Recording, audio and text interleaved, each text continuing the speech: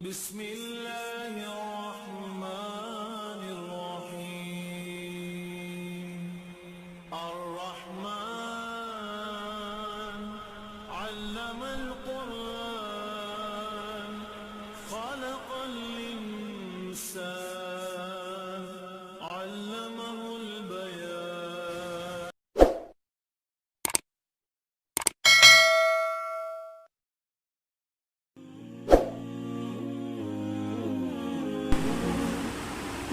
اعوذ باللہ من الشیطان الرجیم بسم اللہ الرحمن الرحیم. تربیتی پہلو جو ہم ذکر کر رہے ہیں اس میں آج کی ویڈیو بہت زیادہ اہم ترین ہے کیونکہ اس کا عنوان ہے تنبیہ. ہمارے معاشرے میں دو قسم کے والدین ہوتے ہیں.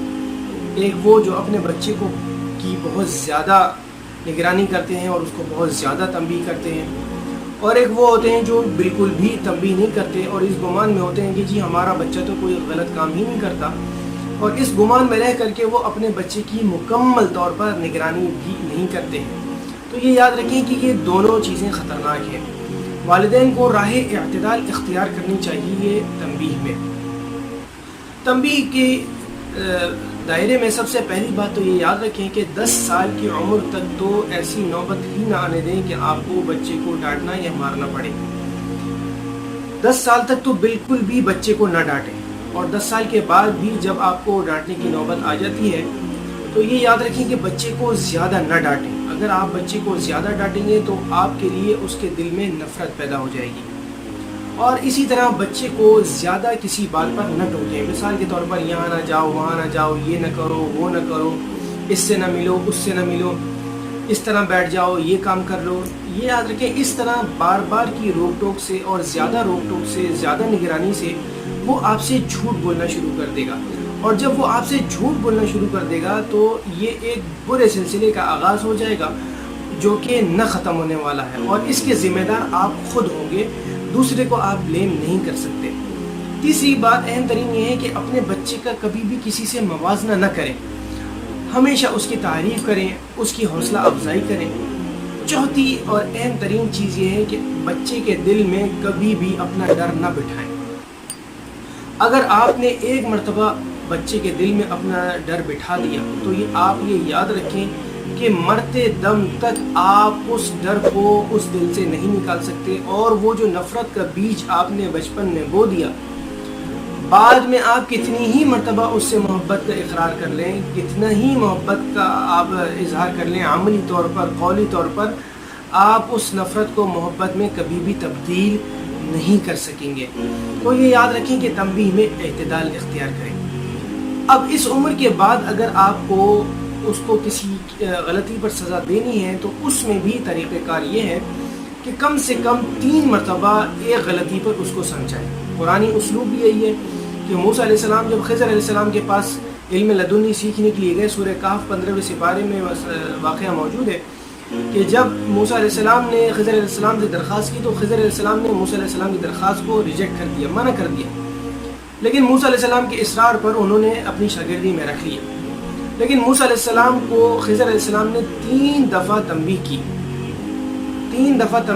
قال الم اقل انک لن تستطيع معي صبرا، قال الم اقل قال انک لن تستطيع معي صبرا، قال الم اقل انک لن تستطيع معي صبرا، قال الم اقل لك انک لن تستطيع معي صبرا.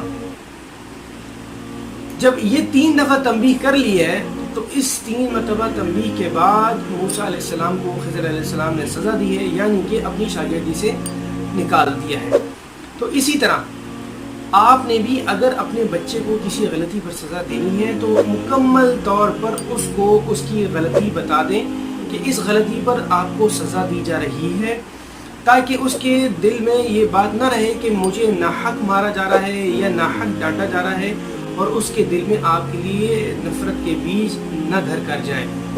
اچھا، اب یہ یاد رکھیں اگر آپ نے اپنے بچے کو کسی غلطی پر مارنا ہی ہے، سزا ہی دینی ہے، تو 10 کوڑوں سے زیادہ اس کو سزا نہ دیں. یعنی کہ اگر اسٹک کا استعمال کر رہے ہیں تو 10 اسٹک سے زیادہ نہ ماریں، تھپڑ کا استعمال کر رہے ہیں تو 10 سے زیادہ نہ ماریں. اسی طرح اس کے چہرے پر نہ ماریں، شرمگاہ پر نہ ماریں. کوئی اور جگہ مثال کے طور پر پیٹھ یا ہاتھ جو ہے نا وہ استعمال کر لیں جہاں پر آپ اس کو سزا دے لیں، اور اتنا زیادہ بھی نہ ماریں کہ اس کے جسم پر نشان پڑ جائے۔ تو یہ یاد رکھیں کہ تنبیہ کے لیے راہ اعتدال اختیار کریں، نہ بہت زیادہ تنبیہ کریں اور نہ ہی بہت زیادہ اور نہ ہی بالکل جو ہے نا اس تنبیہ سے غفلت برت لیں۔ وہ والدین جو تنبیہ سے بالکل غفلت برتتے ہیں اور محبت میں کچھ زیادہ ہی آگے نکل جاتے ہیں، ان کے لیے میں ایک حدیث سنا دیتا ہوں کہ آپ صلی اللہ علیہ وسلم نے ارشاد فرمایا کہ بچے کے لیے باپ کی مار ایسی ہے جیسے کھیت کے لیے پانی۔ وہ ہستی جو رحمت للعالمین بن کر کے اس دنیا میں تشریف لائے ہیں، وہ یہ کہہ رہے ہیں کہ بچے کے لیے باپ کی مار ضروری ہے۔ تو پھر میں اور آپ اور پھر میرا اور آپ کا کیا فلسفہ اور کیا محبت۔ تو یہ یاد رکھیں کہ فطری جو قانون ہے، جو فطرت کا قانون ہے، اس سے بغاوت نہ کریں تاکہ آپ مستقبل قریب میں اچھے نتائج دیکھ سکیں۔